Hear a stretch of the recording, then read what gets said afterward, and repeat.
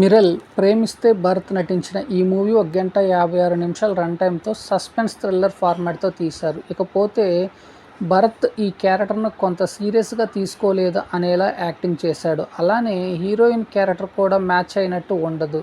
కానీ కొన్ని సన్నివేశాలు భయపెట్టడానికి బాగా ప్రయత్నించినట్టు మరియు డార్క్ మోడ్లో తీసిన విధానం కొంతమేర ఆకట్టుకున్నప్పటికీ ప్రేక్షకుడుకు చిరాకుతో పాటు పేషెన్స్ లెవెల్ టెస్ట్ చేసినట్టు అనిపిస్తుంది.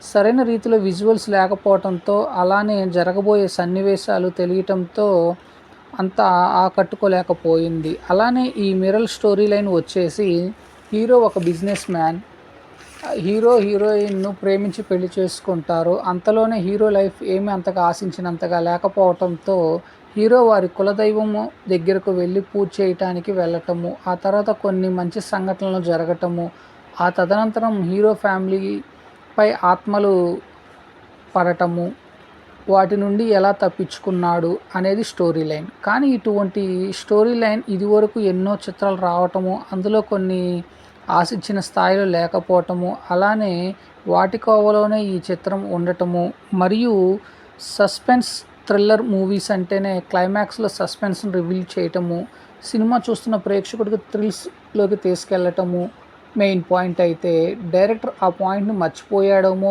అనేలా ఉంటుంది. మరియు భరత్ యాక్టింగ్ కొంత పరిణితి అనేది లేకపోవటము, అలానే విలన్ రోల్ చేసిన క్యారెక్టర్ ఏమో కానీ ఎవ్వడికి అర్థం కాదు మరియు ఆ క్యారెక్టర్ ఒక కన్ఫ్యూజన్ క్యారెక్టర్లా ఉంటుంది.